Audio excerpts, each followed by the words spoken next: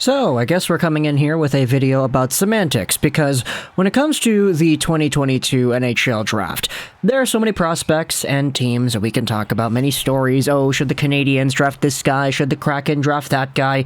Should the Arizona Coyotes do this, that, or whatever? There's a big pool of stuff we can do.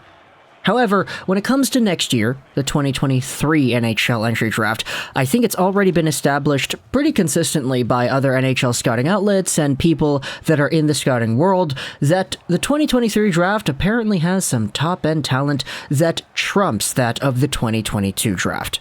Shane Wright, Logan Cooley, Matthew Savoy, these guys are good, but boy oh boy, Connor Bedard, Matvei Michkov, even Adam Fantilli, these guys you could debate are on another level and would have gone first overall should they have been eligible for 2022.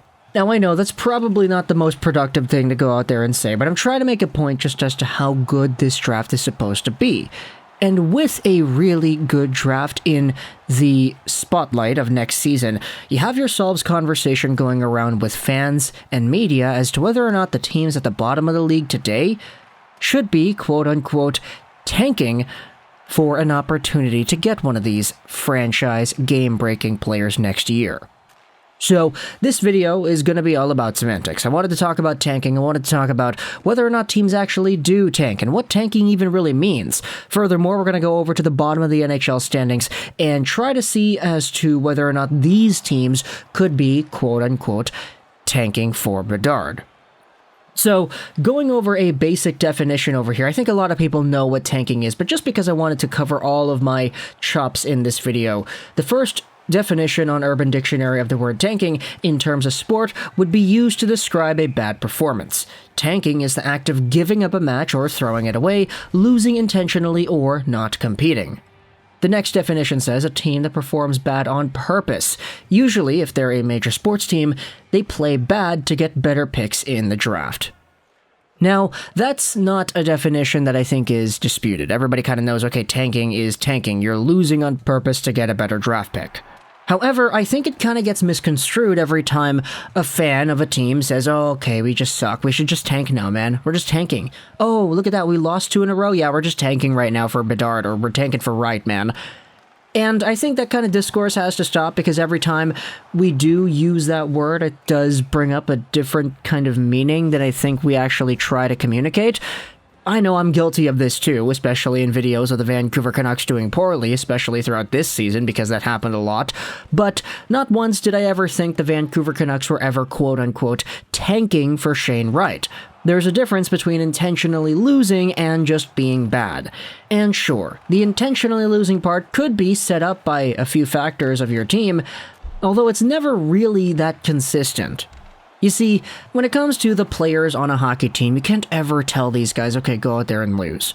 We're trying to get a draft pick here. There's some 18, 17-year-old kid from the OHL that we really like, so Bo Horvat, Elias Pettersson, Quinn Hughes, Miller, go out there and lose. If you're going by the Urban Dictionary definition of tanking, then if you assume the Canucks were tanking, that's what you assume is going on. But no. That's not ever anything you're going to see. You're never going to see a coach tell its players to stop playing well. And you're never going to see the players themselves say, okay, yeah, well, we really want that 16, 17-year-old guy next year, so let's do poorly now. It just doesn't happen like that. And the odd times they actually do happen like that are few and far between. We only had really one on-the-record instance where it was revealed that, yeah, that was the case. The 2014-15 Buffalo Sabres, where one of the goaltenders on that team came out on Instagram and he said, yeah, no, they were definitely trying to lose. Like, they wanted McDavid, and the coaching decisions and the management decisions, you could go out there and connect the dots and say, okay, yeah, those decisions made the team worse, therefore you had a worse product on paper and you had worse results. It didn't work. They didn't get McDavid. They got Jack Eichel second overall instead, because thank you, Edmonton. But that is kind of the more realistic side of tanking that I see is more plausible than the traditional sense that a lot of people go out there and say, oh, they're losing games on purpose. Oh, the team is blowing a game on purpose. Oh, they're going out there and not playing their best. Now, I get it, sometimes teams don't play their best, but that's not really with the intention of ever losing because they want a higher draft pick.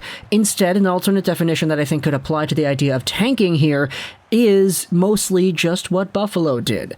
Building your team in such a way that the on-ice product just isn't that good. You have an opportunity to sign a really good superstar in free agency because he wants to go to your team and you say, okay, sorry, no.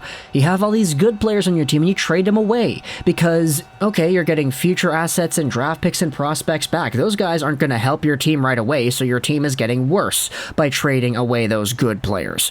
And if you do that enough, you'll end up with a roster that is just so not competitive at the NHL level that you're going to have no choice but to lose. So, by proxy, in terms of roster construction, you're putting your team in a position to lose by assembling a roster that just isn't as strong as when you started. That's what the Arizona Coyotes did last season when they traded for all these bad contracts in the NHL. Gostisbehere, Ladd, Eriksson, Beagle, Roussel. Sure, you're getting assets in the process by acquiring picks and prospects that would eventually become good, but you're tanking in the sense that you're making your on-ice product worse. Like, I'm sorry, but Connor Garland and OEL, these are better players than Beagle, Roussel, and Eriksson. It's just, contextually speaking, you could understand that the short-term losses of having Beagle, Roussel, and Eriksson, plus the Vancouver draft pick, plus the inevitable downfall you'd have in the standings, those were more valuable to the eyes of the Arizona Coyotes than playing Oliver Ekman-Larsson and Connor Garland instead. What Anaheim did during this trade deadline was something that I could say is a tanking move for next year because they traded away guys that they didn't really know if they were going to be able to keep.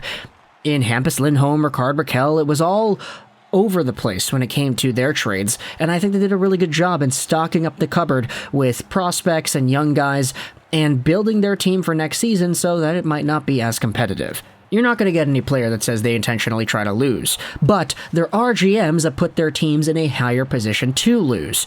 And so when it comes to the idea of tanking, I don't think the question should be, oh, should this team tank for Bedard next year? Should this team go out there and start losing games on purpose? Because that definition is never going to stick in the NHL. Instead, you're likely going to have GMs that make trades to make their team worse on paper today, that acquire names that are not really all too great and don't actually improve the team by any significant margin, and teams that are assembled with the idea saying, okay, they're probably going to take a step back next year. Now, I know for some teams like Montreal, it's difficult to say you're going to take a step back because you already finished 32nd in the NHL, the very first NHL team to finish 32nd overall in an NHL season. But if you go over to the other teams that are in the bottom of the league in terms of points percentage, Arizona, I'm not too sure if they're going to go out there and improve or get any worse for next season because they were pretty bad already. The Seattle Kraken were just bad out the gate, and they traded away some significant names at the deadline as well, Giordano, Yarncrow, etc., so I'm not really too sure if Seattle is going to get any better either. Philadelphia, they just lost out on Sam Morin, so that sucks. Obviously, he wasn't really the most important guy on the team, but still, it's really unfortunate to see how his career went down, but nevertheless, the Flyers are apparently open for business now, so I wouldn't really be surprised if they made a few moves that decreased the quality of talent on their team. And then going down the list, I guess you could say the same thing for all the other teams, New Jersey, Ottawa, Detroit, Chicago, but it really depends, and all those decisions that are going to be made by these teams, it's all up in the air, so we don't really know what's going to happen next. But if I had to guess, I don't think the Montreal Canadiens are going to be too much better next season, assuming you have Shea Weber that gets traded eventually, you have Carey Price that doesn't come back, and you have a team that really just isn't all too cohesive yet. You still have Romanov that needs to get better, all that stuff. I guess you could say in a way that Kent Hughes and his inaction or his inability to make the team significantly better through acquisitions is a form of tanking itself because he's not necessarily improving the quality of the team.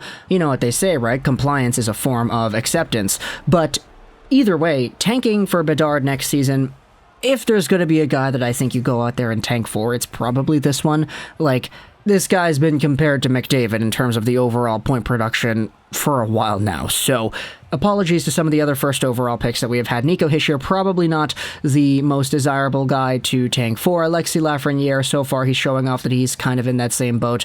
Shane Wright maybe even too, but when it comes to Connor Bedard, yeah, I could totally understand if some teams went out there and put their teams in worse positions in terms of their on-ice talent and product because they wanted the chance to get that Regina Pat superstar. So, talk to me in the comments all your thoughts about the Montreal Canadiens, the Arizona Coyotes, the Seattle Kraken, all these teams at the bottom of the NHL standings, and whether or not you think they are going to be tanking for either Bedard or a Mishkov or a Fantilli. Keep in mind that tanking doesn't mean that Cole Caulfield's going to go out there and intentionally not score goals. Tanking could be done from a managerial standpoint, wherein you refuse to make the team better or you do moves that make the team actively worse in the short term. Let me know your thoughts in the comment section below. I hope you enjoyed this British Trolls 99.